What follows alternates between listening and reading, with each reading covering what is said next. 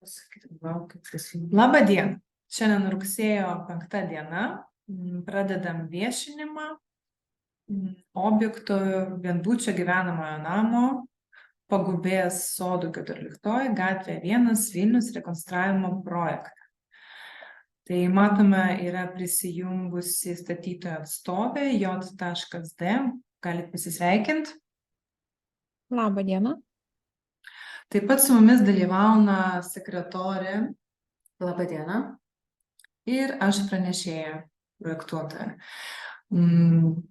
Čiato langelį įdėjau dokumentą tokį, kurį reikia dalyviams užpildyti, kad dalyvauna šiame viešinime. Tai kol kas galite užpildyti, palauksim porą minučių ir pradėsiu viešinimo eigą.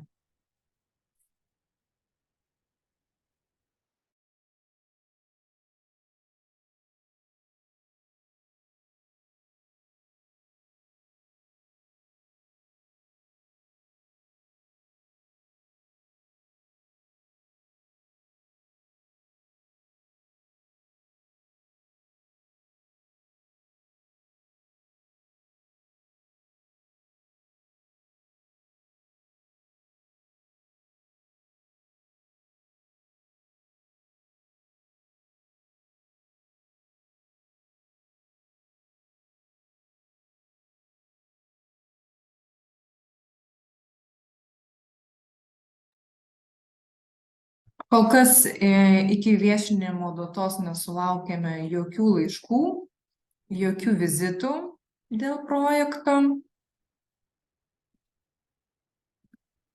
Dešinėje pusėje galite matyti čiate yra nuoroda į dokumentą. Tai galite užpildyti dalyviai, kurie dalyvauna.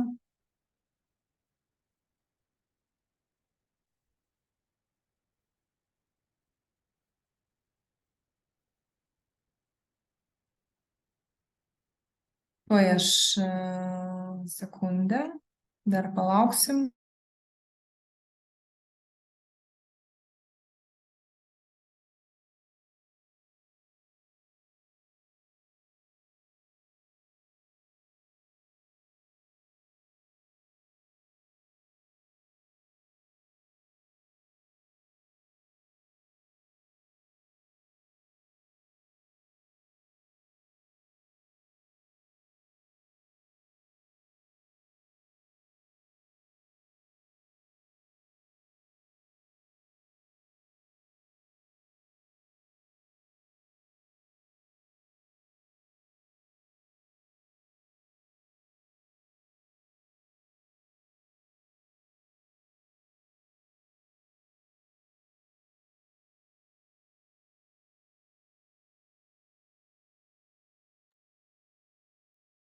Taigi tęsiam viešinimo procedūrą ir pradėsiu pasakoti apie mūsų objektą. Tai mūsų objekto yra rūšis rekonstravimas.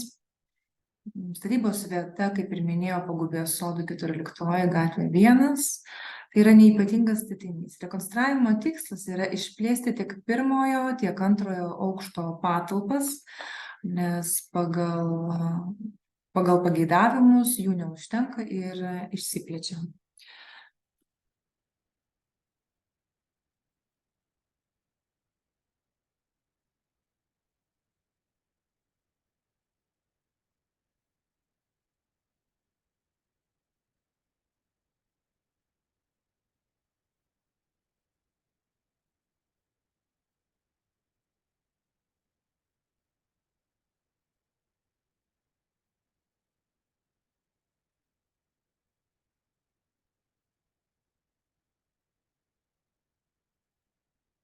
Taigi, tęsim toliau. Mūsų tikslas yra išplėsti vienbutį gyvenamą namą bendrąjį plotą, kuris, aišku, viršia 300 kvadratų, dėl to šita procedūra ir vyksta viešinimas. Artėkim prie esame pasitvirtinę projektinių pasiūlymų rengimo užduotį su visais rodikliais esamais ir patvirtintais mūsų savivaldybės atstovų. Priartėkim prie bendrųjų rodiklių lentelės. Tai dabartinis projektuojamas bendrasis plotas yra 460 kvadratų, 88. Rekonstruojamas plotas 298, o esamas 162. Tai sumavus išeina 460. Tai yra viršė 300 kvadratų, tai žinoma dėl to ir vyksta viešinimas.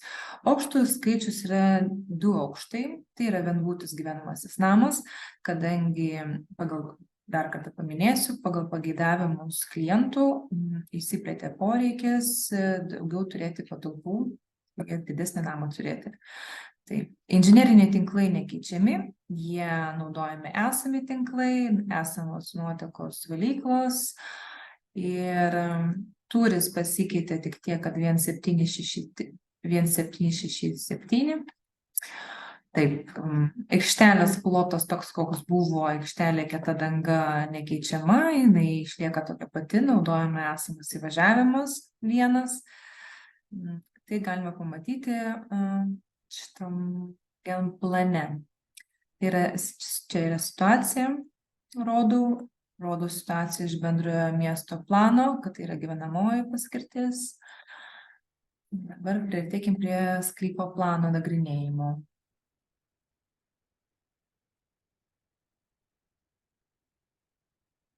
Ar visi mane girdit? Taip. Puiku. Toliau tęsim savo viešinimo procedūrą. Tai dabar norėčiau supažindinti su sklypo planu. Tai kaip ir minėjau, naudojamės tuo pačiu įvažiavimu. Ta pati kieta danga, jinai nei didinama, nei mažinama, naudojama ta pati danga, kaip ir buvo vienbučiam gyvenamam namui. Taip, dabar raudona linija, raudona zona, tai yra rekonstruojama dalis. Geltona, tai yra esama vienbučio dalis. Galit pamatyti, ant kiek padidėjo mūsų gyvenamasis namas ir kokia dalis yra plečiama.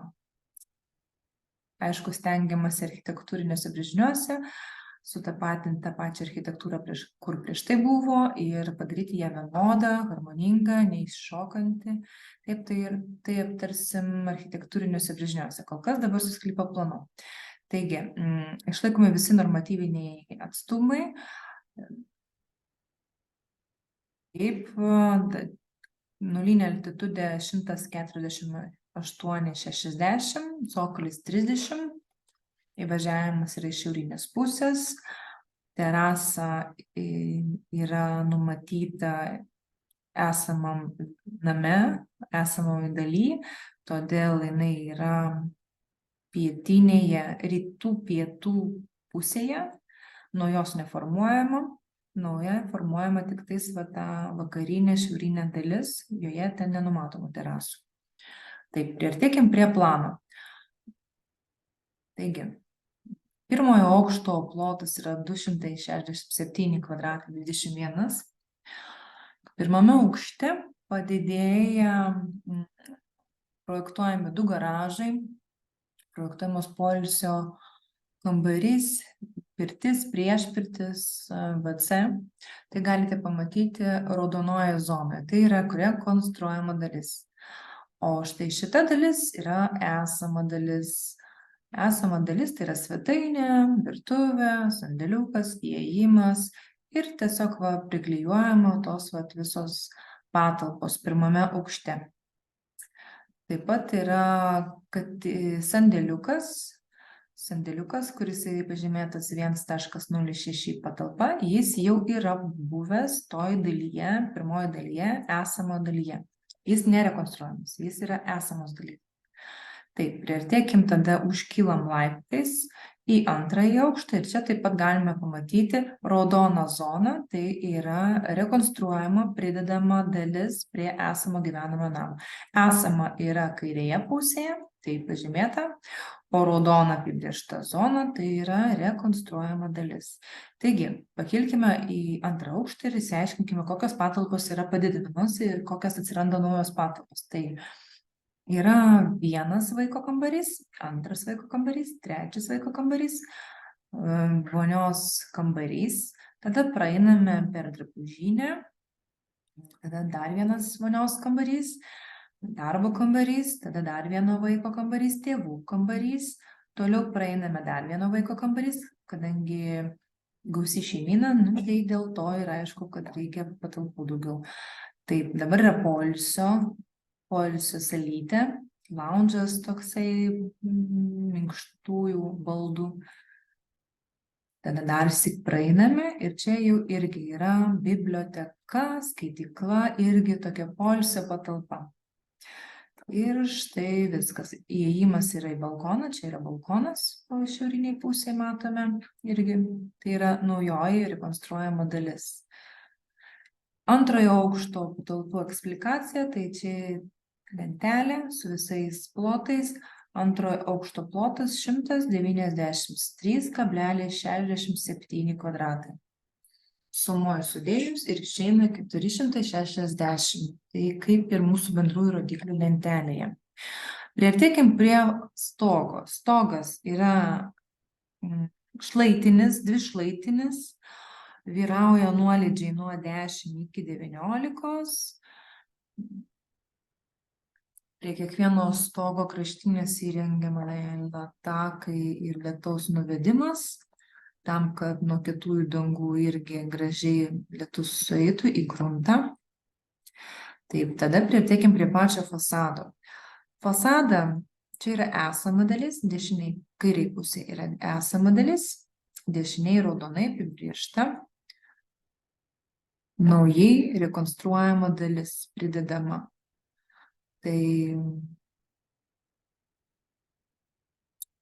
bandyta labai architektūriškai susitapatinti ir pratęsti harmoningą tą vientisą architektūros vaizdą, kai esamos dalis yra klinkerio ir tinko, tai pratęsiama ta harmoninga kompozicija su dideliais langais, tuo pačiu stogo atspalvių danga, klinkerio, tas pats atspalvis.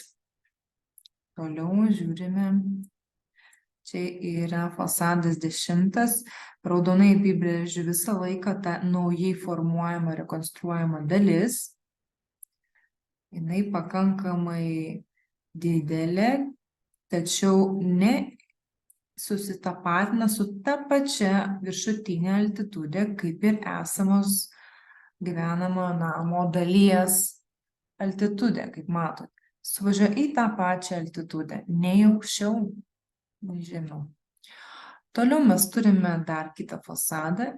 Čia iš šonų, tai ką mato šoniniai kaimynai, tai šita dalis yra rekonstruota, pridedama ir šita dalis. Tai kaimynai mažiausiai mato pridedamos išaugusio namo dalies. Tada kitas šonas, tas šonas ypatingai rytinis fasadas, kuriame matosi labai gražiai pridedamas kontūras pirmojo aukšto, antrojo aukšto, dideliai langai ir žinoma, altitudė ta pati sueina į esamo namo lygį. Toliau, pjūvis. Pjūvis aiškiai matosi, kad ištempiamas per ilgį patalpos, ne per plotį, per visą sklypo ilgį. Kadangi sklypas pailgas, tai tam labai diktuoja tą pailgą formą namo ir jinai čia tinka ir dera. Viršutinė altitudė yra 7 metrai, 30 cm, kaip ir minėjau, cokolis. Nulinė altitudė jau buvau pasakiusi sklypo plane. Taigi toliau. Dabar galim apsižiūrėti vizualizacijas, kaip atrodo namas. Namas atrodo šitaip, naudojamas, projektuojamas stogas šlaitinis. Čia yra kiemo pusė, čia yra šiaurinė pusė, tik įvažiuojam, matome du tos garažus, čia pagrindinis įėjimas, veranda ir viršutinės gyvenamosios patalpos.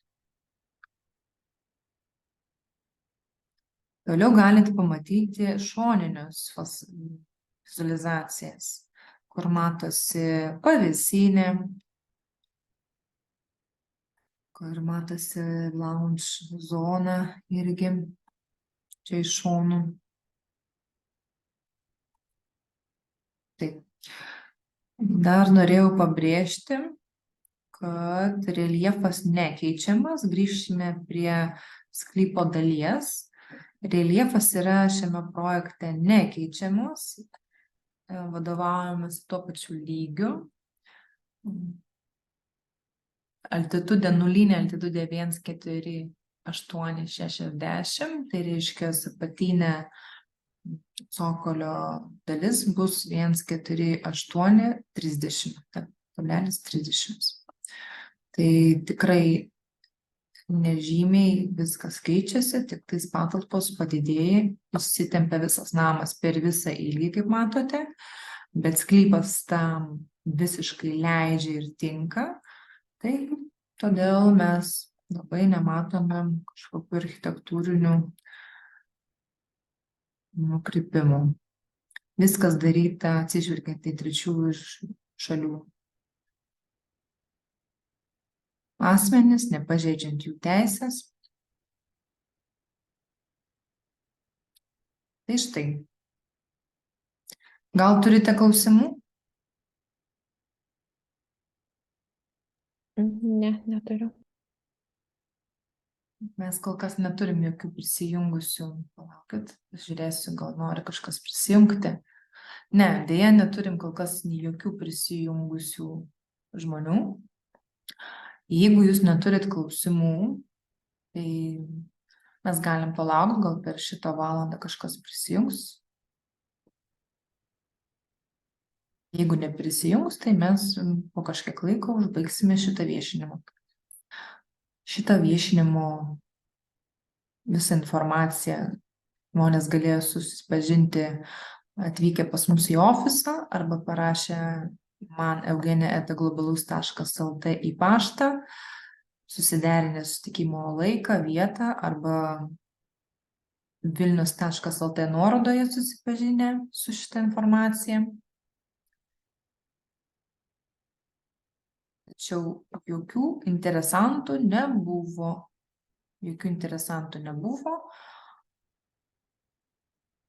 Dalyvavo susirinkime sekretorė, statytojo atstovas ir aš, projektuotoja.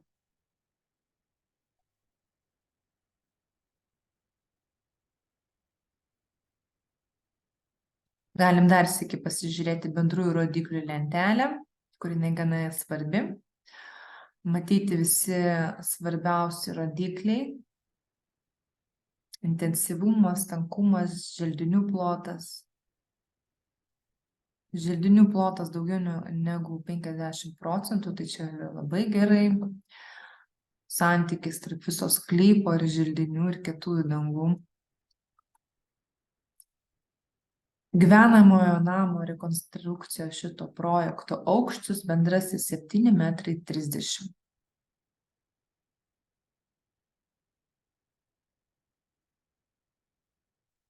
Vadovaujamasi dar ir energetinė naudingumo klase prieš tai buvusią, tai dabar padidiname į B klasę. Atsparumo ugnis klasė 2, komforto klasė C. Svarbiausi rodikliai yra bendrasis plotas 4,60, dėl kurio ir vyksta šis viešinimas.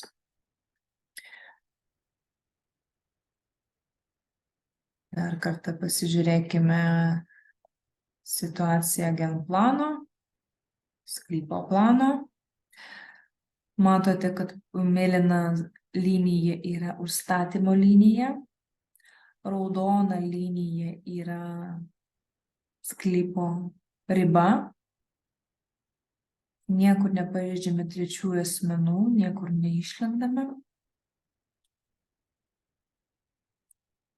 Techninio projekto metu, jeigu inžineriniai tiklai vadovaujamasi esamais, tai jie neišlenda irgi. Naudojamasi tais pačiais. Atstumai iki artimiausių sklypų, iki artimiausių kaimynų jūs galite pamatyti.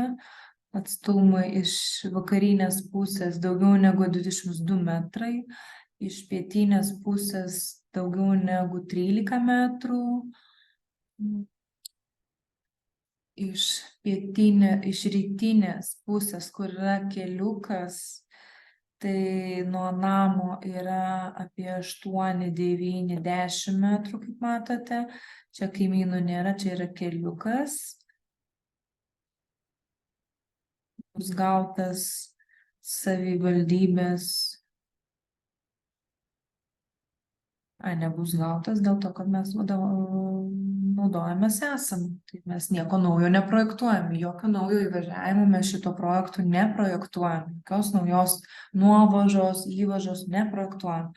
Mes naudojamas ta pačia nuovaža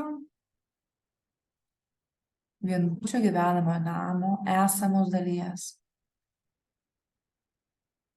ankstesnio projekto. Taigi, dar grįžkime prie plano. Pirmo aukšto 267 kvadratai, antro aukšto 193. Padidinama šita visa erdvė, techninės patalpos, pirtelės ir gyvenamasis blokas. Viskas logiška.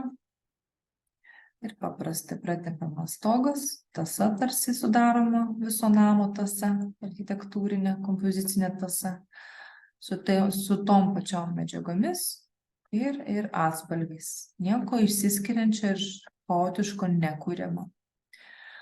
Tie patys šlaitiniai stogai išlaikomi, ta pati altitudė, kad namas būtų gražus, vientisas darinys. Taigi, pasižiūrim, ar dar niekas neprisijungia ir tada gal palauksim šiek tiek. Jeigu niekas neprisijungs, tai turėsime ir užbaigti. Kada užbaigti, tai aš pasakysiu. Dar išlauksim laiko iki 4.